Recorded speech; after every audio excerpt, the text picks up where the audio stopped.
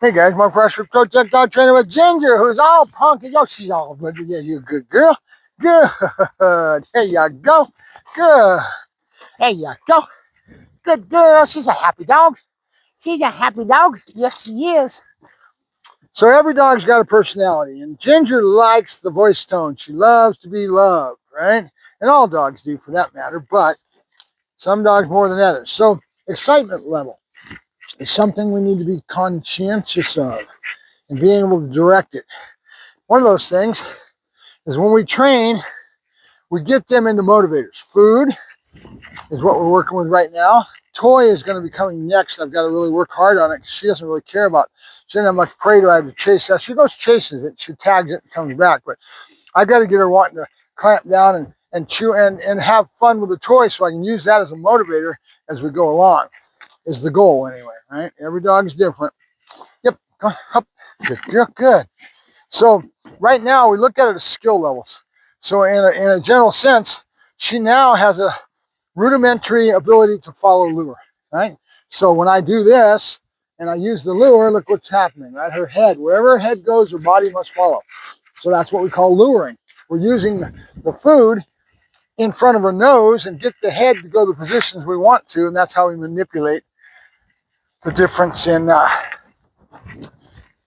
what we want, right? We're trying to manipulate the dog and get out of it what we want, right? Okay, good girl, good. So again, wherever the head goes, the body must follow. We call that luring. Where I put the food in my hand and I get the dog's nose enticed by it. I can get her to settle down a little bit. Good girl, good. There you go. Now voice tone, right? Yes, good girl, good. Good girl. So because I have this skill in her now, I built this in with her development, I now can start good girl, good. Manipulating her into a heel position. Nope. Come on. There you go. Good. Nope. Good. And she has enough rudimentary understanding of no good and yes, yes, yes, that I can start to get behaviors out of her. All right. Good. Good. So I'm going to start adding a word to the down, to her downing, which will be down, obviously.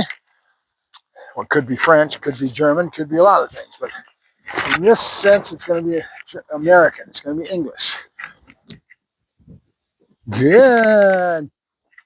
Now, what I just did, and you probably didn't even notice it, I tapped her once with the nose, food in the hand, and then I came over and I tapped her again, and I created a little bit of frustration with what I'm doing with her. And then I directed into the behavior, and that frustration and energy will go into my behavior, right? And I use it in a down position a lot more than anything else. Come on. Because I'm looking for stay, for one. So when I take her and get her following lure, good girl, nope, nope, good girl, good. Hey, you, no, no, come on, nope, nope, come on, good girl, good, there you go. And if you notice, I just tapped on the leash. At the same time, timing-wise, I was tapping and saying the word no. And you want to do as many contextual things that add up to understanding what that word means. And again, keep in mind, no is not a corrective thing most of the time. Yep, come on. We want to start out our education of the human, because that's what we do more than anything else, is the education of the human is really going to be the deciding factor, is getting you to understand that we want to use no in a different way because of our nature, because of human nature, right? Our nature is to punish. We want to spank away behavior. We want to stifle. We want to suppress behavior. And when you really get into animal conditioning, you can't come from that perspective and expect it to work. You can't, like I always tell my customers, you can't take a baseball bat and beat the dog up and expect them to learn and grow. You've got to have a lot of different sides of the coin, right? And add up all these dots in such a way that they have meaning to the dog. And you can't just take a baseball bat. Yes, corrections are needed. Corrections are going to be used if you're working with somebody like me that's a balanced trainer. But we want it, it's why we call it balance. There's got to be a balance. There's got to be, you hear me talking about it all the time, yin and yang. What is yin and yang in my head? Is balance, right? One side equals the other. Yep. Good, good, good. Here you go. Good. So now we have all the skill that we've got built in. Luring, voice tone. We've got enough to work with now that she understands the rudimentary understanding of no good, yes, which will grow. It's another comment you always hear me talking about is growing the dog. So when we're working the animal, we come out, we want to have an idea of what we're going to do ahead of time. But a lot of times my work, I'm evaluating constantly, evaluating to see what the dog knows and what to see. This is what I'm looking at. What's going to happen when I draw my hand up? Yes, right away she's going to the face. Yes, good girl, good. Up, good. Good. Right away, back pressure, and she sat, right? So we right away, we're having things that we've done consistently within our work that you start to see add up, right? And then we get to a point where we want to say, okay, what does this dog need to grow the dog? You hear me talking about that terminology all the time. I'm talking about growing the dog. I want to increase the dog's ability with what I've already got built up, and I want to keep making it get better and better and add more into her lexicon, which means her vocabulary, her understanding of the world in regards to vocabulary and what I do with it. And vocabulary is not just words. It's voice tone. It's knowing what's going to happen before it happens. Good. So when I come out, nope, nope, and I'm popping. When I said no, I right away come underneath with my thumbs and I irritate, right? And I pop her back. That's my correction. I don't want to come over the dog's head because then they start hand shyness, and I don't want a dog that's hand shy. You see a lot of the working dog people were doing bite work. They're constantly using either a rattlestick or a padded stick, and they're driving the dog in IGP. All this is for a reason. We don't want the dog to shy away from somebody coming at them aggressively over the head and trying to act like they're going to hit the dog. The dog's got to drive through that pressure and take the man down. And it takes, a man's not going to stand there and just let himself be bit. All right? Good. Good girl, good. There you go. Good. So I'm trying to reaffirm to her that this is about her waiting. Now this is in front. Her problem is going to be when I start to clock her. Good. So time level, 1001, 1002, 1003. Good. Okay. And time level is important because dogs have a lot of affinity for time level. How long does it take till something happens? Good. Which plays right into classical conditioning because they start to learn, good, the next thing is going to happen. Right away when I come like this in my posture, that dog's brain is saying she's expecting what's coming next. There's your patterns and routine. That's training, right? Good. Good. Okay, so now I took this, and she's starting to relax enough. She knows what's going to happen next. Then I'm going to end up over here. Good. And now, see the slouch? Now I'm going to do that, and you watch what happens. She's going to start squirming right as soon as my hands come to her. And I'm going to take one hand here so I control her head. The other one's going to come back to her rear end. But I've also got food in this hand. It makes her brain get a little distracted so I can keep her under control. Yay, good girl, good. Now that time I didn't put much pressure. I barely tapped. And the reason I did that, she's learning. She's got it to the point now she knows there's going to be more of an aggressive push and pressure into this back end that she doesn't want to have, and it's causing her to squirm away and causing other things I don't want to have happen. So right then, I just barely touched it, and right away go to the positive, right? Yep, good girl, good. So let's do that a couple times so she starts learning how to get away from that and starts not being so affected by that heavy pressure I was putting on her back. Why? Because she now understands it. I don't need to use it as heavy as I did. I want to teach her how to have a way out. Good. Ginger. And we're going to start adding a word for the down. Down. Good. There you go. Good. Good. Down. Good. And this is from this position. It's a picture. If I'm here, that's a different picture. If I'm here, that's a different picture. Dogs seeing pictures. And so if I get it here, I need to also get it here. And that's called generalization. Let's talk about that a little bit. Generalization. Generalization basically is the terminology that means it takes time for the dog to understand the concepts in all places. So in other words, when I explain this way is the way I always explain it.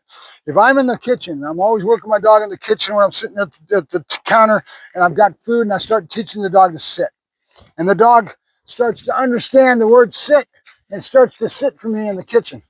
It doesn't mean the dog understands to do that in the living room or in the front yard. That's generalization. I have to do it in all those locations. The kitchen gets it started, or this table gets it started, and once I go from here, I got to start doing it on the flat, doing it in other locations, and keep saying down until the dog understands to do it in all locations. That is generalization. The dog doesn't understand until you keep hitting it in all these different places what sit really means. Okay, that's because dogs don't do a good job of generalizing.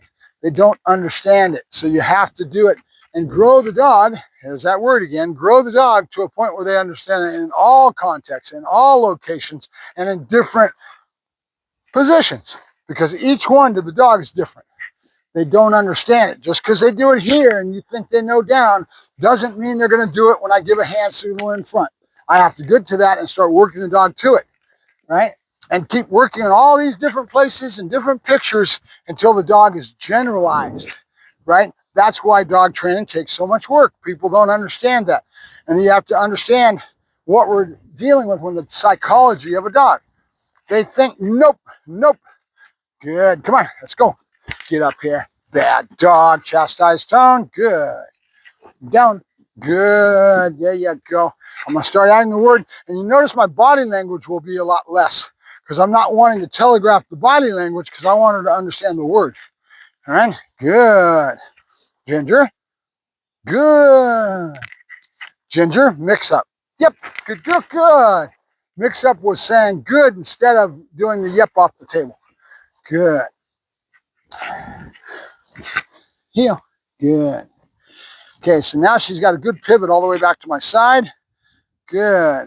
Yep. Yes. Good girl. Good. There you go. And now I want to get the opposite side. Yay. Good girl. Notice the difference between yesterday and today. She's actually now starting to step on that direction because she was weak on that direction. Nope. Nope. Good. Good. Right away I said no and she responded. That was good. Good girl. Okay, one more time for this one because this is the side she's weak on. And spin. Yes. Good boy. Balance, right? Yin and yang. Everything's got to be in balance. Good. All right, so with what I'm seeing here, I now know that she has the skill built into the toolbox to understand the luring aspect of things. So now I'm going to start, because of this is why I'm probing and talking about all this, because my brain is going to those always wanting to grow the dog. I'm evaluating all the time where the dog's at. And because I know where the dog's got to be as far as what I'm expecting to complete, I know now that the dog has enough in her lexicon and behaviors that I now have her following lure. So now I can start the healing process, which is to teach the dog to stay at my side. But I had to do the other work first before I got to that. Now she has a strong desire to chase after the hand and chase for the food because she knows, yes, that that's where the food's going to come from. Yes, we have that built into the dog now. So now I can start teaching the dog to heel. So let's talk about that a little bit. We'll go back to it because I'm probably going to have a full yak session on just that. Food in the hand, 5, 6, 8 pieces. I'm not too bad at it. It's probably a little bit too much hand. I don't want to drop food in the ground because then you get this, what she's doing right now. Going to the ground looking for food instead of paying attention to me. Engagement. I want her engaged with me, right? Good. Yep, come on. Yes. Good. Yes. So now the picture. She's at my side, right? So this is the picture I'm going to start building on for next to start teaching her the aspects of healing. What is healing? Healing is when the dog is at my side in a sit position if I'm stopped. Just about her shoulder and my leg should line up. That chest should be right at the leg. Probably split my leg halfway down that leg, right? Not too far forward, not too far back. And then to stay in that position when I move. So that's what we're after. And then teaching the dog, when I have heel, it's just a little square. Anytime that dog's in that square, she's in the right spot, she's fine. If she's not, I'm going to do a turn as we go along.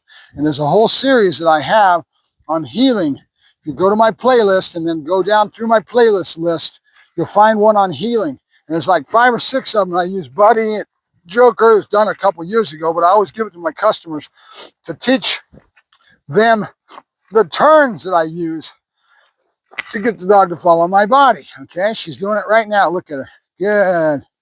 Nope, nope, nope. Good. Yep, good girl, good. Yes, good girl, good. There you go. Okay, so this is her first experience, but it seems to be working pretty well. Why? Nope, nope, good. Now I'm going to start correcting her pretty good for going to the ground because she now has an understanding of no, bunch of food in this left hand. I'm going to take it, I'm going to step back with the left foot. All the way back, I'm going to draw her with the food, luring her, and then back up and back forward again with that left foot. We're going to go over that again. Yes, yes. So this is her first look at that new picture because she hasn't been shown any of this. Because she's following lure now, I now have that to work with. That's why I'm always talking about one thing gets built on the next thing, right? It takes time. It takes an understanding of how we're doing it. Yep. Good girl, good. Nope. Now, I didn't stop her. It's not her fault. It's mine. I'm not going to worry about it. Food in the right hand. My left hand is on the leash to be able to stop her if she goes forward, because what I want to do is get her to stop back farther on the table so I have all that space in the front to work with. Yep. So back pressure, right away, look where she's at. That's what I want. Okay, good. Ginger, down, down, good. Now that time I said the word, waited for doing it, and then tapped her nose so that the other stuff would come into play as far as watching my body and my other motions that she's already gotten used to that mean down to her. The word doesn't mean anything yet. It's going to take a lot of pattern of me saying it again and again and trying to get her into a down with my voice and get her off of the body that she's following, which is fine in the beginning. We're going to fade that. Good. Yep. Good girl. Good. To a certain degree. It'll always be part of her life. But come on, Ginger. Good girl. All right, Ginger. Come on. Come on, Ginger. Good. Same thing. Back pressure. Yes. Good girl. And now I just tapped with that one. I didn't put too much back pressure and hold it. I just kind of tapped it. Right away, she knows what it means. So I'm working on the down from my side. Ginger. Down. Good. And trying to reduce my amount of help with my body, which is how it started. I was using everything with my body because they read the body. But as time goes along, I want to fade that. Good. So what I'll do is I'll start doing less of it and only put it in. Good. That was perfect. When I walked away, I had a little bit of pressure on this and she didn't come to it. That was perfect. Good, because I just gave her a correction a bit ago. So now I want to go through the same pattern routine that I already did before and come back to it. Mix up, right? Good. Same things happen though. I get out here and get stupid, more distance. Look how much distance I've got now. I'm way out 6, 8 feet away. Good. Yesterday she was breaking every time with that distance. Good. I look at the brain. Our brain's the same, similar in a lot of ways, as a coffee filter. Information trickles in. The light hasn't turned on yet. And all of a sudden, ding, the light will go on. And I get it. And then you go to school, you go learning, you'll have the same process. You're trying to struggle and understand these concepts that are coming at you. And then all of a sudden, one day you go, oh, I get it, click, and you're off and running, right? So that's what this is all about. Good girl. Pause. Good. Okay. So she learns to wait. So again, I keep saying it 1,000 million times over. It's a lot more than just the action of the behavior you're trying to teach. It's where the dog's head's at. And what I'm trying to teach you when I'm doing all this stuff is teaching you how I acquire that. How do I get that large vocabulary? I want a good vocabulary. I want a good understanding from the dog. Because the better I do in that, the foundational aspects of no, good, and yes in this first foundational process of training, the better the dog will learn the rest of its life. Because she's learned to learn. Now, where did that come from when I say learn to learn? That came from a well-known trainer that's heavy into Schutzen and heavy into ring sport. His name is David Croyer. And he has a whole series talking about learning to learn. It's where the first place I heard it and it made a lot of sense, so I use it. Back to my whole point of how many things do trainers get from other trainers. We all learn from each other, whether we like to admit it or not. I always love the trainers that come on and act like they're all that and then some. In reality and truth, they never admit to the world they learned it from everybody else. And then who those people were or are. Good. Pebbles in the bucket, right? Good. That's my girl. Good girl. She's busy. Nope. And right away I said no, and I tapped. I tapped on her underbelly, her arms, her shoulders. I'm making it uncomfortable. And when she breaks, I'm going to go in kind of strong and do that. Tap, tap, tap, tap, tap. She's going, oh, what the heck? So that's my correction. It's a very light correction, but it is very effective. Very effective. And then I don't have to worry about my hands coming over her head. Good, because I want to, and that's why I go under the body instead of over the head, right? Our corrections in this context are always usually under the body when she's breaking it down in the beginning. After she understands it, we might use leash more or some other aspects of things. All right, so now she has shown us that she has in her tool bag, in her lexicon, in her skills, the ability to lure. So now I'm going to start doing a lot more healing, and I'm going to come back to that probably tomorrow. I'll do another one maybe later when I go to the park. Very cold, windy out here today. In the 40s last night. Freezing is 33, I do believe. It's not freezing, but it's still cold. And the wind. We got a wind, Santa Ana of all things. Santa Ana usually is associated with warm wind coming from the land towards the ocean, right? And that's what we got going on. We've got the land is warming up, and that wind goes back to the ocean. And right now it feels like it's coming the opposite way, but we're going to have some windy days coming up. Good. Good girl. Ginger? Yep.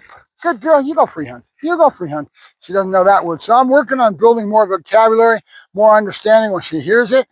Nope. Good. Nope. Good. I got to keep the rules and not let her go to the ground for food. And I've dropped several pieces. They're all over the place. Usually when I leave, the crows come because they know I drop food on the ground, so the crows will be bouncing all up through here. Good. Either that or it'll be Bruno when I let him out of the cage. The first thing he does is come over here and start scrounging because he knows I drop hot dogs. Good girl. So Ginger's doing pretty good. We're also growing the dog. Let's go back to that concept, growing the dog. She now is going out in public, and I'm evaluating and seeing her weaknesses or strengths. She's got some strengths, but she also has a lot of weakness. What yesterday was going into people. So the way I do that, I'll go through a whole video on that, how I have a greeting routine into people and what I do with that and why I do it, right? Good. Good. There you go. All right, guys. Mark Ferrasci, Protect Dog Training, and Ginger signing off. You're a good girl. She's a good girl. I like you. I like you. You're a good pet quality dog. Yes, you are. Now we just got to get the owners trained, get them to be putting in the work and grow their relationship with the dog when she goes back home in a week or two. Yeah, good girl. Good. Yeah, Ginger. Ginger. Yep. Yep. Good girl. Good. There you go. Let's get her out of here so she doesn't learn bad behavior by going to the ground like that. Nope. Nope. Oh, nice. Oh, now the collar's not having as much effect on her. Talk to you later.